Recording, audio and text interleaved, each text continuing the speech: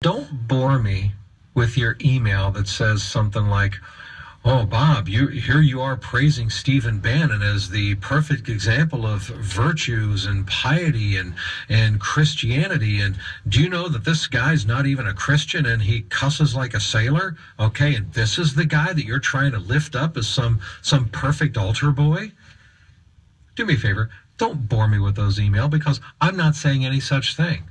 I am not trying to claim that Steve Bannon is some altar boy. I'm not trying to claim that he's a Christian. I'm not trying to claim that he's a polished guy. Let's be honest, okay? Steve Bannon, if you see him, he's a gruff, rough around the edges kind of person who does use foul language. This is who he is. You can tell when you look at him to see him. I don't know if he drinks beer and smokes a cigar. I don't know. But you could totally see him sitting there smoking a cigar, drinking beer, going, "I'm going to tell you right now, here's what we're going to do with these people." Okay? He's a gruff, very blunt, matter-of-fact person, but he's also brilliantly intelligent and a very skilled strategist. And he's a very skilled and tough CEO.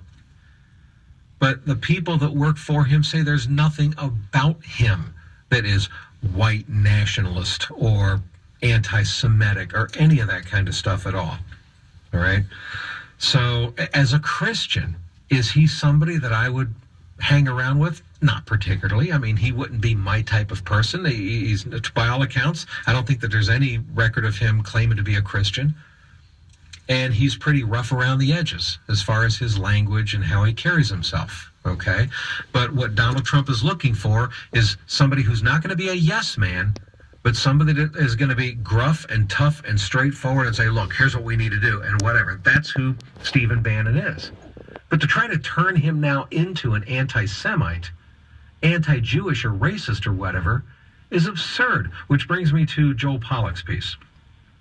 Joel Pollak, who is Jewish as well, and by the way, very Orthodox Jewish. He eats kosher. He practices a Sabbath. He's an observant Jew. And isn't it interesting that Stephen Bannon has filled Breitbart News? You look at the people who write for Breitbart. You know who the people that write for Breitbart are? I mean, they are extremely diverse. The entire group of people there at Breitbart. You have a whole series of whites and blacks and open homosexuals and Jewish people and Asian people and Latinos and Muslims. And these are the people that, it's amazing to me that Bannon has hired such a diverse group of people and he's being attacked for being anti-Semitic. But let me read to you what Pollak says. Quote, "I have worked with Stephen Bannon, President-elect Donald Trump's new chief strategist and senior counselor. I've worked for Stephen Bannon for nearly 6 years at Breitbart News. And I can say without hesitation that Steve is a friend of the Jewish people and a defender of Israel, as well as being a passionate American patriot and great leader. A word or two about my credentials. I am an Orthodox Jew. I hold a Master of Arts degree in Jewish Studies. My thesis at the Isaac and Jesse Kaplan Center at the University of Cape Town dealt with the troubled status of Jews in an increasingly anti-Israel and anti-Semitic post-apartheid South Africa. I believe myself to be a qualified judge of what is and what is not anti-Semitic. It defies logic that a man who was a close friend, confidant, and advisor to the late Andrew Breitbart, who himself was a proud Jew, could have any negative feelings toward Jews.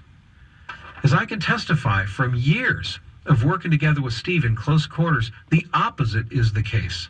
Steve is outraged by anti-Semitism. If anything, he's overly sensitive about it and often takes offense on behalf of Jews.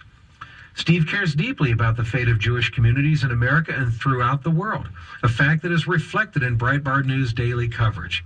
It's in that spirit that Steve joined Breitbart News CEO Larry Soloff, who's also Jewish, in launching Breitbart Jerusalem last year, that Steve Bannon launched. The American ideal, which Andrew Breibart defended zealously, is e pluribus unum, out of many one. We gain a deeper appreciation for people from other backgrounds when we understand our own. That is the spirit in which Breitbart News has always operated, with Steve as its executive chairman. We have Jewish, Catholic, evangelical, Muslim, black, white, Asian, Hispanic, and gay writers. Did I miss anyone? Steve is a tireless, disciplined manager who demands excellence, who seeks talent regardless of distinctions of race, gender, religion, sexuality, or any other kind. He has a clear sense of strategy and vision, yet welcomes debate and dissent on the basis of data and facts. He's also passionate about fighting corruption and restoring the constitutional vision of our founders. He is calm under pressure, and his work as CEO of the Trump campaign shows this. Americans should see Steve's appointment to a key White House role as a positive sign that President-elect Donald Trump intends to fulfill his promises. While being targeted as a badge of honor for Steve, lies are lies, and they deserve to be called what they are. So, folks, I want you to understand, okay, this is the media's tactic. This is their strategy. Somehow, some way, if we can't beat you on the issues, if we can't win the debate with you, we're going to find somehow, some way to smear you as a person, as an individual. We'll paint you as a racist. We'll paint you as a bigot. We'll paint you as a sexist. We'll paint you in some kind of ugly light to make you an evil, ugly person. This is what they do. And this is what they're doing with Donald Trump through Stephen Bannon. Folks, Donald Trump is going to be naming a fairly eclectic staff to his administration. And I told you early on, I expect he'll probably name 2 or 3 Democrats. He'll probably name 1 or 2 open homosexuals to key administration positions. He'll put some liberals in there. He'll put some conservatives in there. He'll put some evangelical Christians in there. He'll put some right-wing Tea Party people in there. He'll put some fringe gruff people in there. He'll put somebody like Steve Bannon in there. He's going to put a wide mix of everybody in his circle.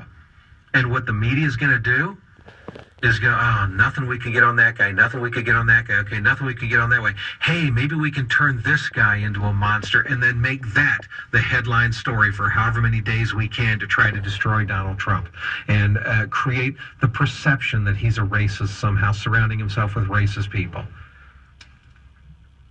This is so dishonest, folks. So dishonest. All right, you're listening to The Bob Duco Show.